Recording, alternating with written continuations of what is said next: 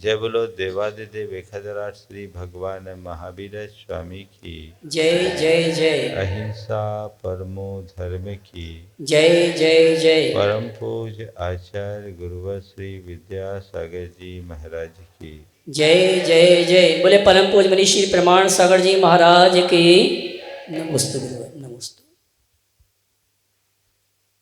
आचार्य भानुतुंग भगवान ऋषभ देव की भक्ति करते करते भगवान से अत्यंत निकटता पाते जा रहे हैं।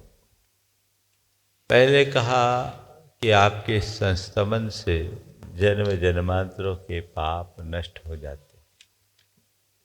फिर कहा आपके नामस्मरण मात्र से सारे पातक नष्ट हो जाते। और आगे बोले कि आपके दर्शन मात्र से सब पाप धुल जाते। आप अनिमेष अवलोकनीय हो। आपको जो देखता है वह देखता ही रह जाता है, आपका हो जाता है। अब आप आगे कह रहे हैं कि आपका जो गुण वैभव है वो अपार। आपके गुणों की तुलना किसी से की ही नहीं जा सकती। आप अतुल्य हो। बहुत अच्छी बात आगे के छंद में की जा रही है। हम पहले छंद लें फिर आगे बात करें। संपूर्ण मंडल शशांक कला कलाप। संपूर्ण मंडल शशांक कला कलाप। संपूर्ण मंडल शशांक कला कलाप। संपूर्ण मंडल शशांक कला कलाप। शुभ्रा गुणास्त्रिभुवनं तव लंघयन्ति। शुभ्रा गुणास्त्रिभुवनं तव लंघयन्ति।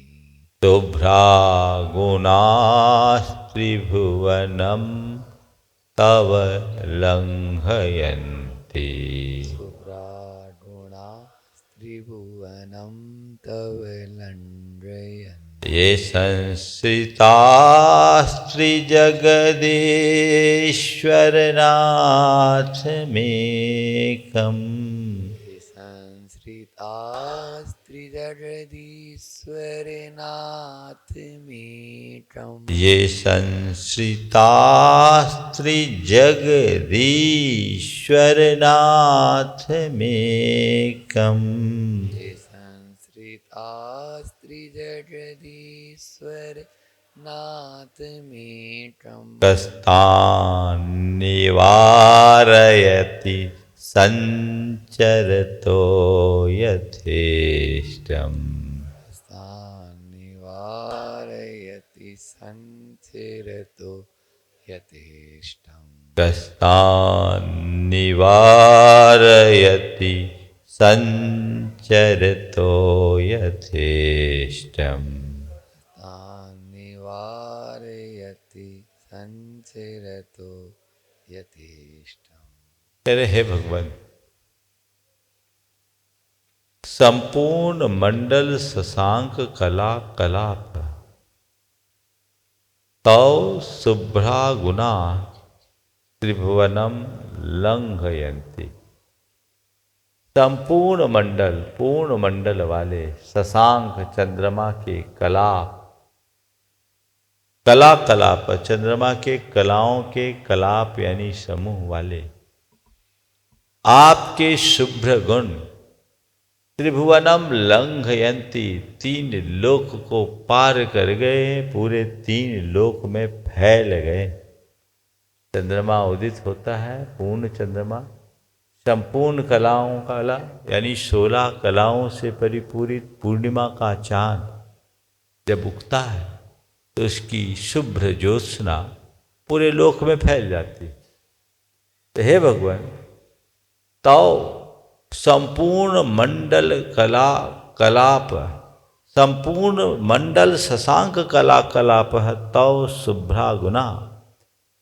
पूर्ण मंडल वाले यानी पूर्णिमा के चांद के समान शुभ्र ज्योत्सना फैलाने वाले आपके अंदर के पवित्र गुण त्रिभुवनम लंघयंती, 3 लोक को पार करते हैं, 3 लोक में व्याप्त है, संपूर्ण लोक में फैले हुए हैं। यानी आपके गुणों का वैभव पूरे लोक में फैला हुआ है। और फिर कह रहे हैं ऐसा तो होना ही है, ऐसा क्यों नहीं होगा, ऐसा होना ही है। क्यों? ये संस्था त्रिजगदीश्वर नाथम एकम, जो त्रिजगदीश्वर 3 लोक जगत के ईश्वर त्रिलोकी नाथ के अकेला जिन्होंने आश्रय पाया, ये एकम त्रिजगदीश्वर नाथम संस्था, जो अकेले त्रिलोकी नाथ का आश्रय पाए हुए हैं, तान यथेष्टम संचरतः कह निवार्यति, उनको मन चाही जगह में जाने से कौन रोक सकता है? कोई नहीं रोक सकता।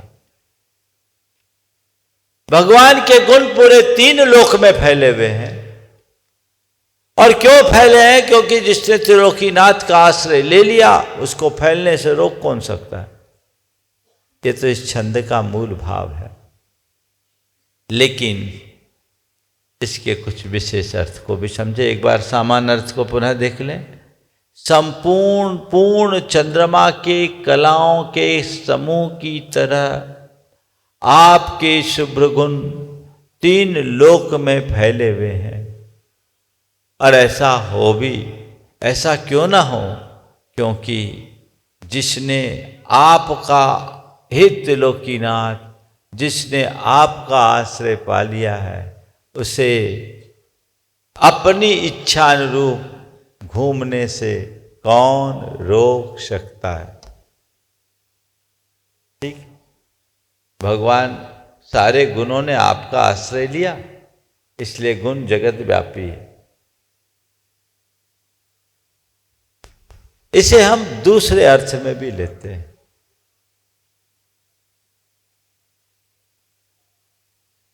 एक गुण वैभव है और एक धन वैभव है। गुण वैभव जगत व्यापी होता है, धन वैभव सीमा में रहता है।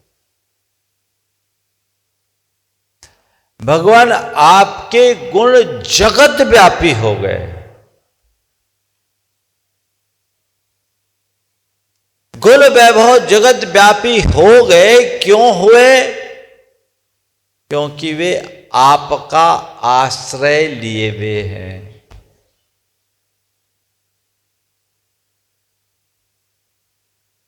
मैं आपसे कहता हूं, जिसने त्रिलोकी नाथ का आश्रय ले लिया, उसको भी जगत व्यापी गुण वैभव की प्राप्ति हो सकती है। उसे कोई रोक नहीं सकता।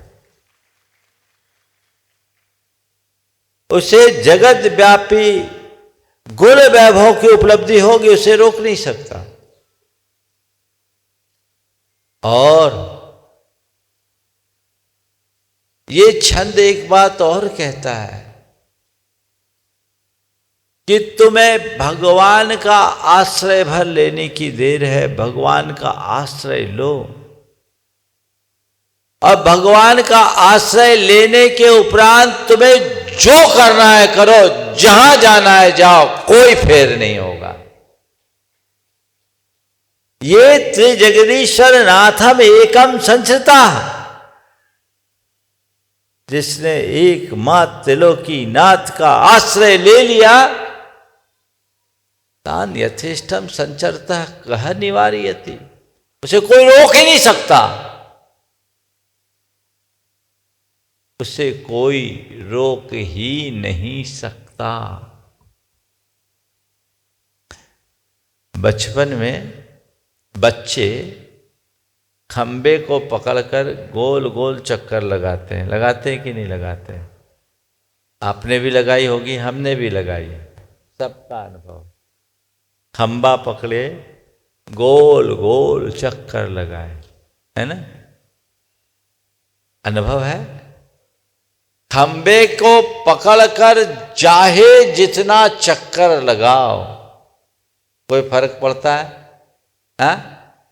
खंबा पकड़े हैं, चाहे जितना चक्कर लगाते रहो कोई फर्क नहीं, लेकिन जैसे ही खंबा से हाथ छूटता है सिर चकरा जाता है ना? हाँ? जिसने प्रभु परमात्मा के खंबे को पकड़ लिया, वो संसार का कितना भी चक्कर लगाए उसे कोई चक्कर नहीं आएगा। और चक्कर छूटते ही, खंबा छूटते ही चक्कर खाए बिना नहीं रहेंगे।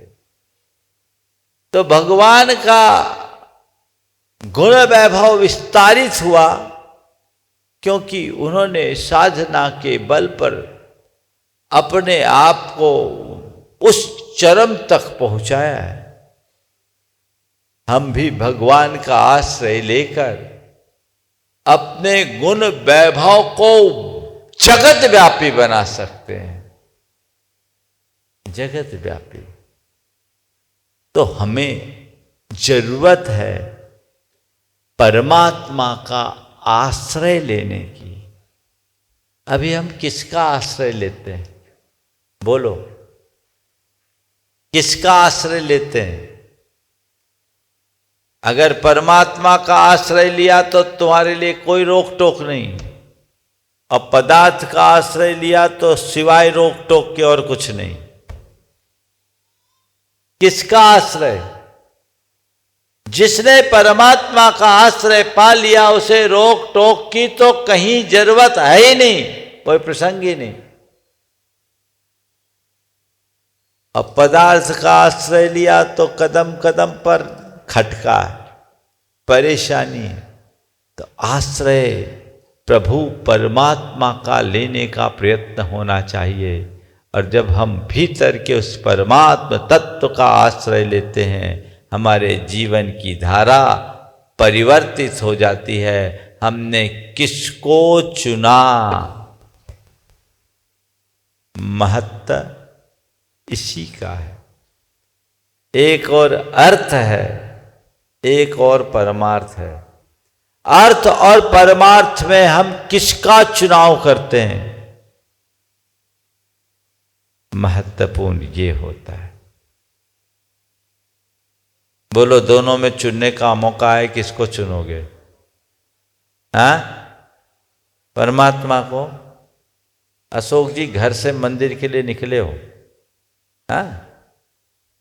आ रहे हो प्रवचन सुनने के लिए, और रास्ते में एक ऐसा आदमी दिख गया जिसने 2 बरस से आपका पेमेंट रोका हुआ है। 2 बरस से पेमेंट रोका हुआ है। अब बताओ, पहले यहां मंदिर के लिए आओगे कि उसके पीछे जाओ? अरे चलो भाई, मुश्किल से मिला है, भगवान के दर्शन तो बाद में भी हो जाएंगे, प्रवचन तो कल भी सुन लेंगे, नहीं तो ऑनलाइन भी सुन लेंगे। ये मुश्किल से मिला, पहले इसकी पूजा कर लो, है ना? कहते जरूर है कि हमारी दृष्टि में परमार्थ प्रमुख है, पर प्रमुखता अर्थ की है। क्यों?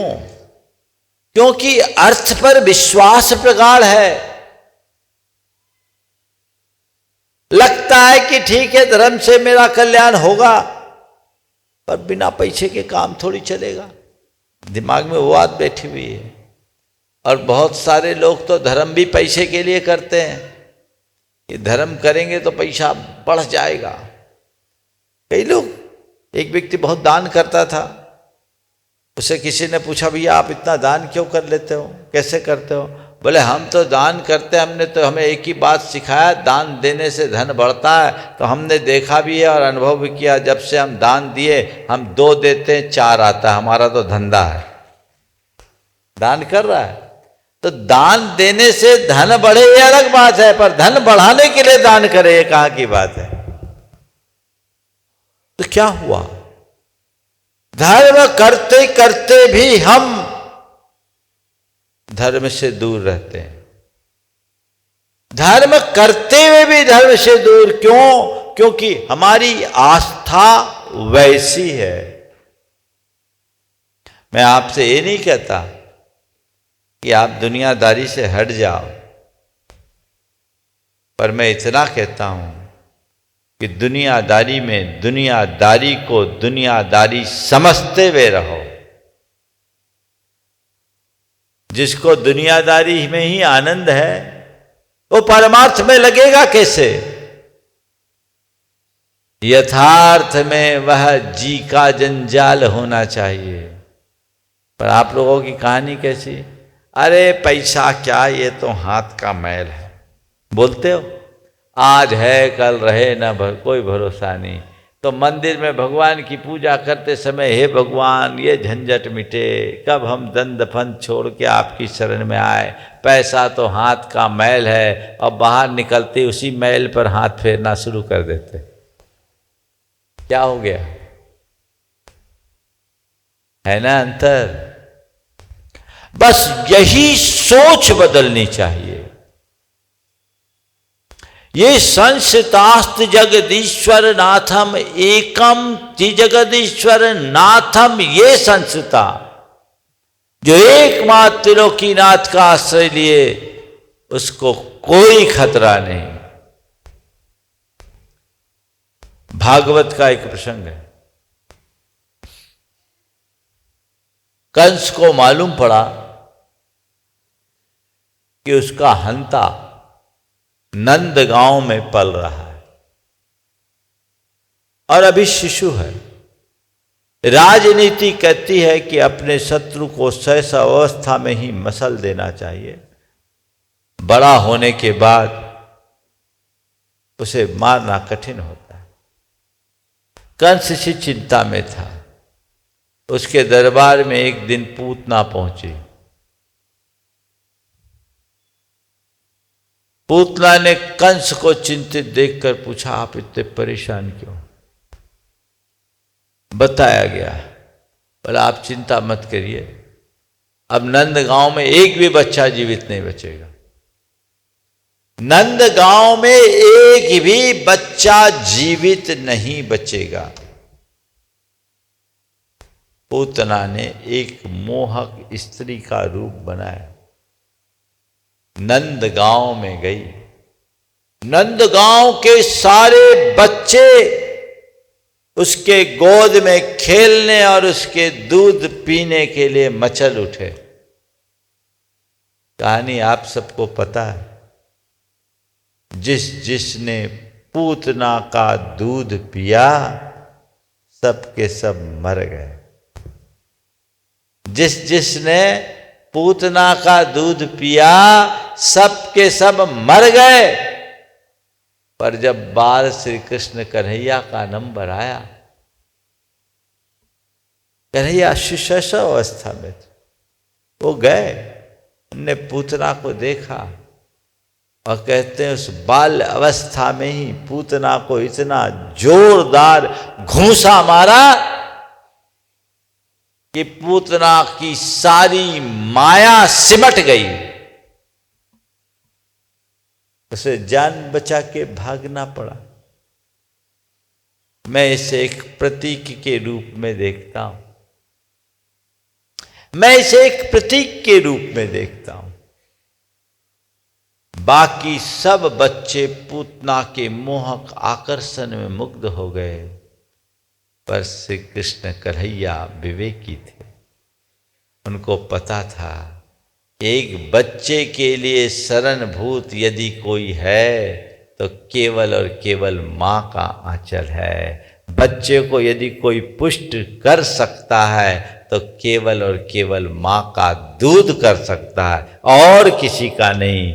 और कुछ है वो लुभावना और आकर्षक भले हो जाए पर सुरक्षित नहीं है। इसलिए उन्होंने पूतना का आश्रय नहीं लिया, केवल माँ का आश्रय लिया तो बच गए, और जिनने पूतना का आश्रय लिया वे सब मर गए। जिनने परमात्मा का आश्रय लिया वो तर गए, और पदार्थ का आश्रय लिया वो मर गए। समझ में आई बात? तो ये संस्कृतास्थ जगदीश्वर नाथम एकम, एकमात्र की नाथ का जिसने आश्रय लिया उसे संसार में यथेष्ट भ्रमण करने से कोई रोक नहीं सकता। अब आगे कह रहे हैं भगवान आपकी क्या बात करें, आप तो आप दिखते हो, आपकी महिमा ही अपार। देखिए अगला छंद, चित्रम किमत्र यदि ते त्रिदशांगनाभिर्,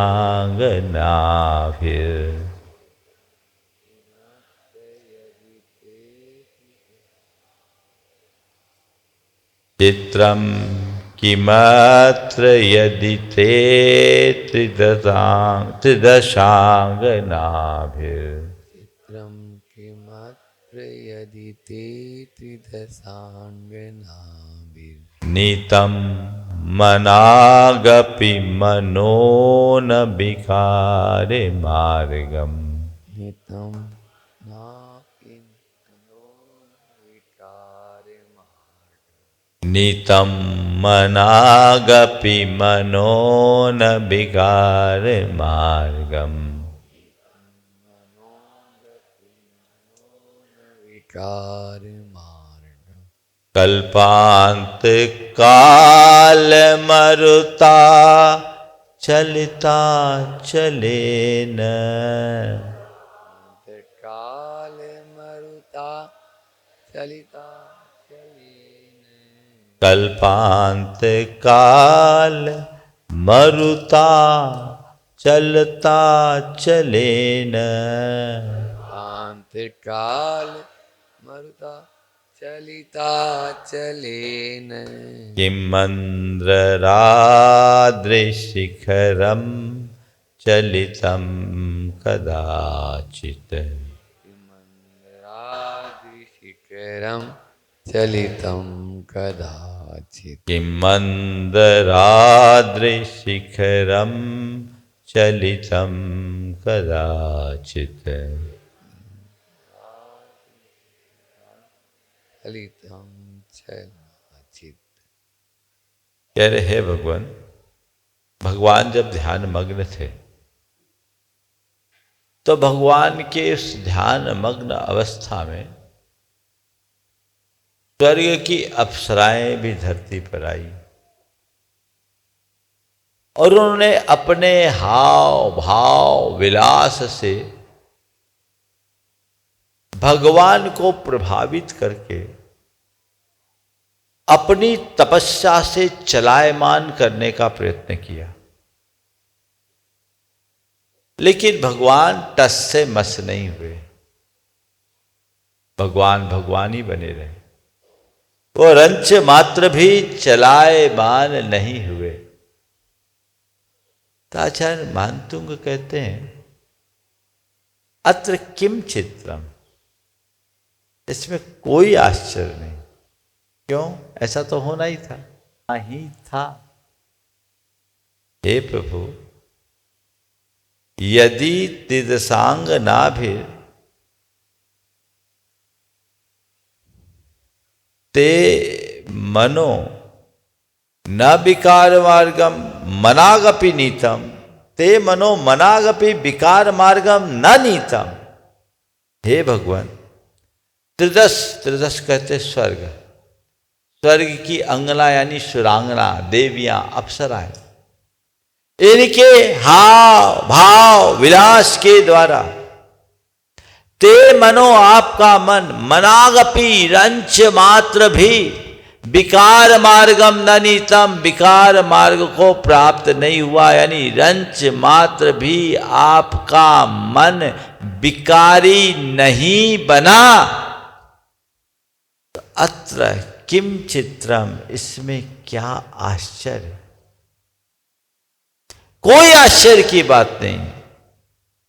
क्यों? कल्पांत काल मरुता चलिता चलेना। कल्पांत काल मरुता यानी कल्पांत काल प्रलय कालीन, मरुता यानी वायु से, आंधी से, जिसमें चलिता चलेना, जिसमें अनेक छोटे छोटे पत्थर पहाड़ अचल चलायमान हो जाए, जो बड़े बड़े पहाड़ों को उखाड़ दे, ऐसे कल्पांत कालीन आंधी जिससे बड़े बड़े अचल पर्वत भी चलायमान हो जाए। लेकिन किम मंदराद्रि शिखरम, मंदराद्रि यानी सुमेरु पर्वत का शिखर कदाचित चलतम, कभी चलायमान हुआ क्या? हो ही नहीं सकता। तो प्रभु, स्वर्ग की सुरांगनाएं अप्सराओं ने आपको चलायमान करने की कोशिश की, पर आप उससे रंच मात्र भी प्रभावित नहीं हुए, चलायमान नहीं हुए।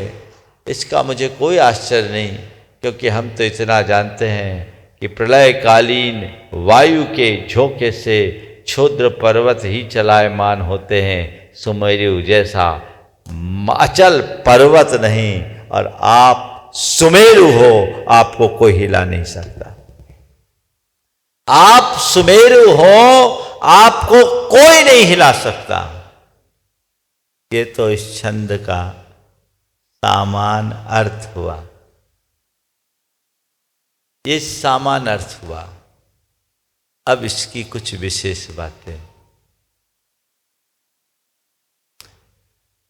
भगवान बहुत उच्च भूमिका में है साधना के। उनको सुमेरु से उपमित किया। यहां कल्पांत काल मरुता चलता चले न लिखा। इसका एक दूसरा अर्थ मुझे समझ में आता है। ओ, कल्पांत काल मरुता, यहां कल्पांत काल का मतलब क्या है? कल्प का अर्थ विकल्प। कल्प का अर्थ क्या लो? विकल्प। विकल्प से प्रेरित वायु के उत्पन्न होने पर, माने मन में जब विकल्प आए तो विकल्पोत्पादक निमित्तों के आने पर सामान्य जन चलायमान हो जाते हैं। लेकिन जिनकी मनोवृत्ति मेरु के समान स्थिर होती है, उनको कोई फर्क नहीं पड़ता। कई लोग कहते हैं अब निमित्त आ गया, मैं क्या करूं। ज्यादातर लोग ऐसे ही कहते हैं, अरे भाई उसके कारण ऐसा हो गया, मैं तो कुछ नहीं करना चाहता था, उसने मुझे उलझा दिया। प्राय लोग आरोप की भाषा बोलते हैं, अपनी गलती नहीं स्वीकारते। उसने मुझे गुस्सा दिला दिया, उसके कारण ऐसा हो गया, उसने मेरा दिमाग खराब कर दिया, उसने मेरा दिमाग घुमा दिया। अरे उसने किया कि तुम घूमे? ये उसके बात क्यों करते हैं? अपनी कमजोरी को क्यों नहीं स्वीकारते? वायु पानी में लहर उत्पन्न कर सकती है, पत्थर को लहराने की सामर्थ्य उसके पास नहीं है। तुम यदि पानी बनोगे तो वायु लहर उत्पन्न करेगी। अगर पत्थर बन जाओ, चलो पत्थर की जगह बर्फ बन जाओ, तो उसमें लहर क्यों आएगी? अपने आप को वैसा बनाने की कोशिश तो करो। जो लोग छोटी छोटी निमित्तों से प्रभावित हो जाते हैं, उन्हें समझना चाहिए आज तो ऐसे कोई उपसर्ग नहीं है जो भगवान के जमाने में थे, लेकिन भगवान उस समय भी स्थिर रहे। चलो उतने बड़े बड़े उपसर्ग नहीं, छोटी मोटी बातों से तो अपने आप को थोड़ा दूर रखने की कोशिश करो। बचाओगे तभी सुरक्षित रह पाओगे। उन छोटी मोटी बातों से अपने आप को दूर रखो, उनसे अपने आप को बचाओगे तभी सुरक्षित रह पाओगे, अन्यथा हर पल विकल्प जालों में उलझकर टूट जाओगे। कोई निमित्त आए और उससे अप्रभावित रहने की कला विकसित करो।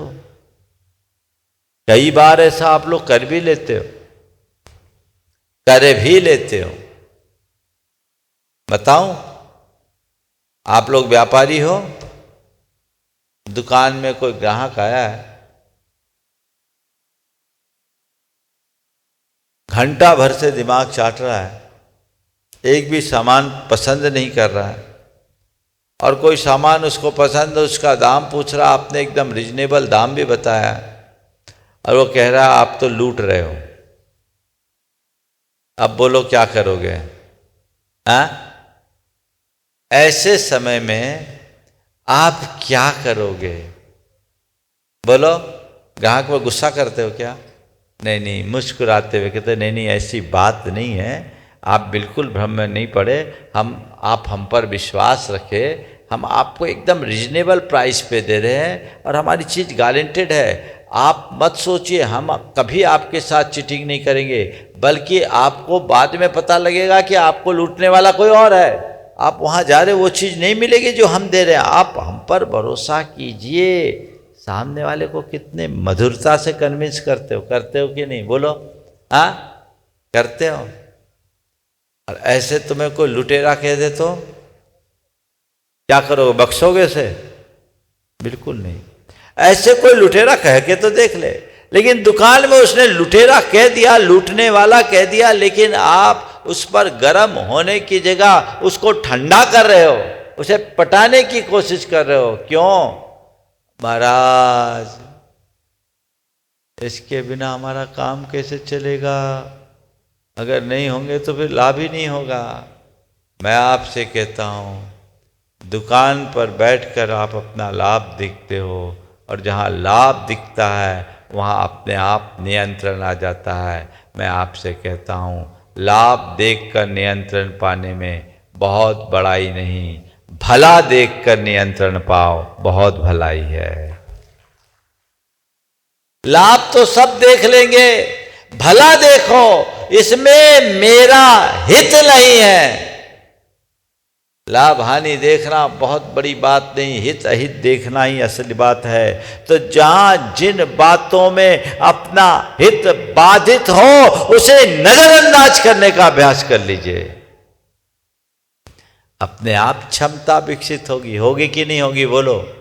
मुझसे कोई कुछ ना बोले, ये मेरे हाथ में नहीं है, पर कोई कितना भी कुछ भी क्यों ना बोले, मैं अपना मुख न खोलूं, ये तो मेरे हाथ में है। बोलो, है कि नहीं? तो क्या करना है? इसको बंद करना इजी है ना, इसको अपने नियंत्रण में रखना इजी है ना।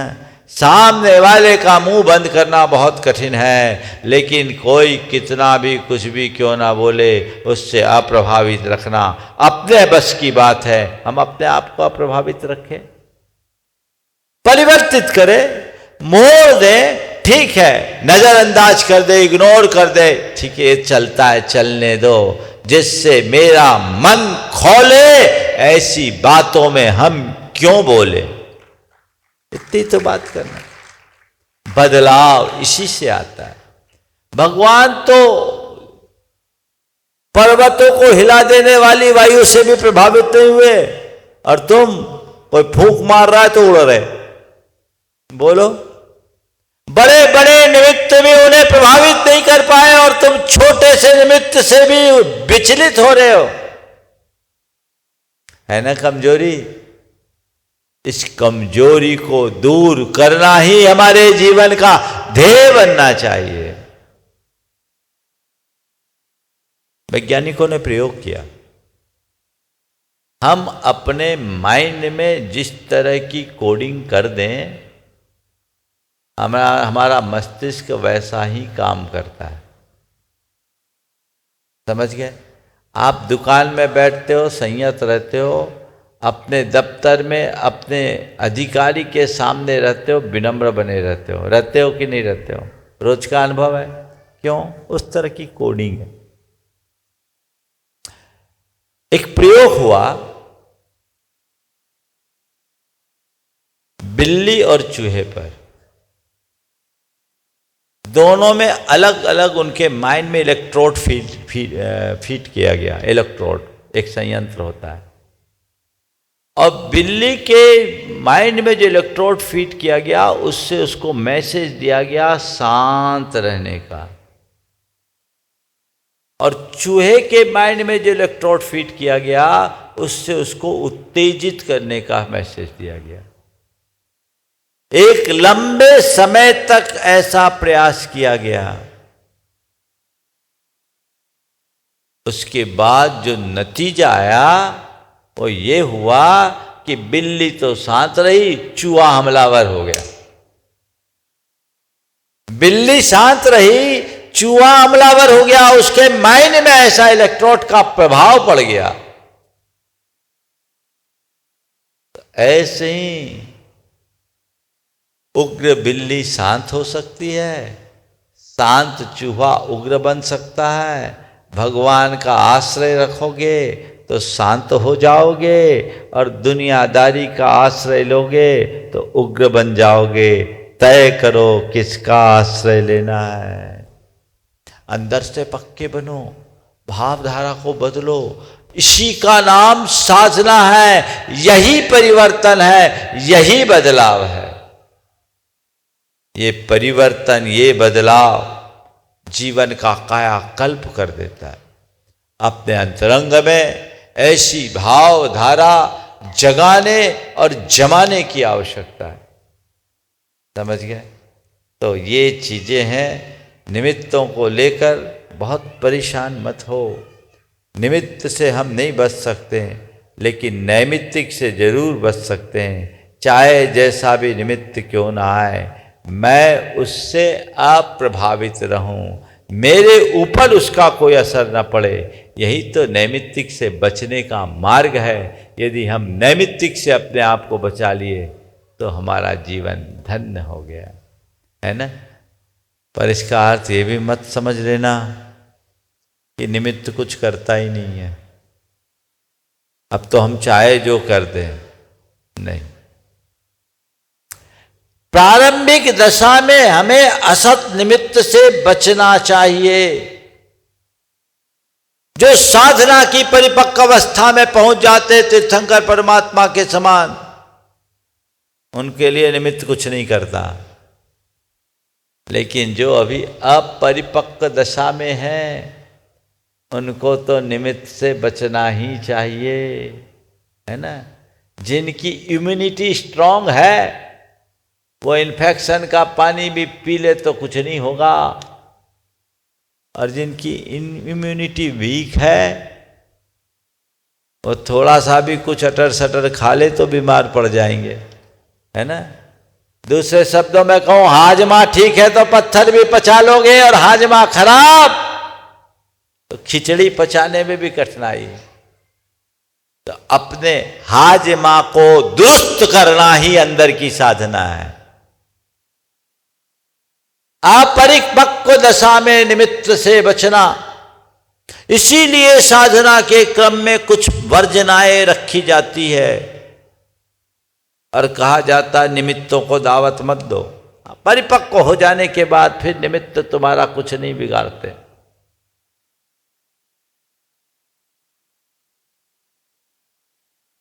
दो शिष्य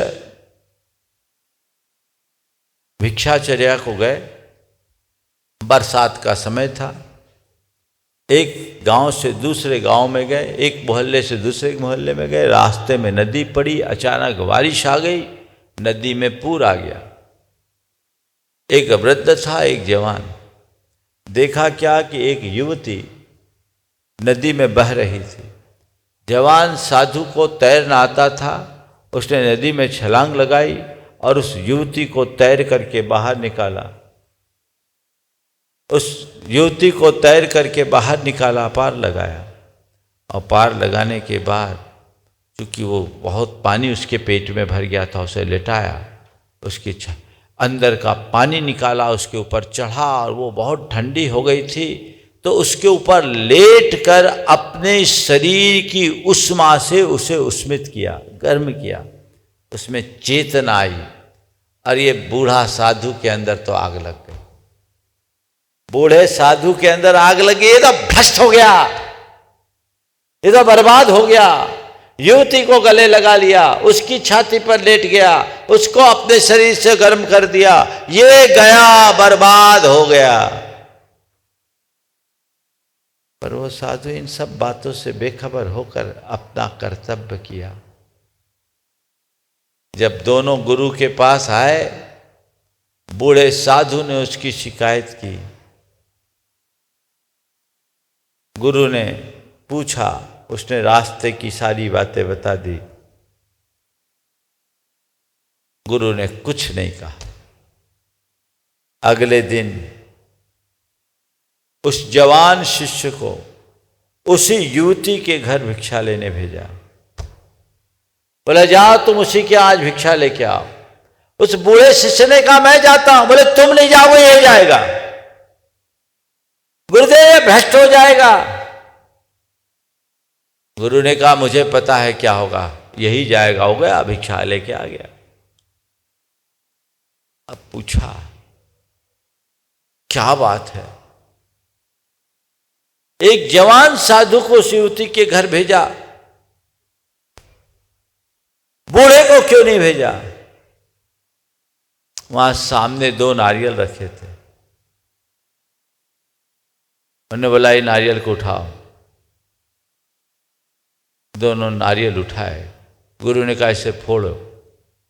फोड़ा, पहले नारियल को फोड़ा, वो 2 भागों में विभक्त हो गया। दूसरा नारियल बोला, इसे फोड़ो, उसे फोड़ा, नारियल फूटा, उसके अंदर से अविभक्त गरिगोला निकला।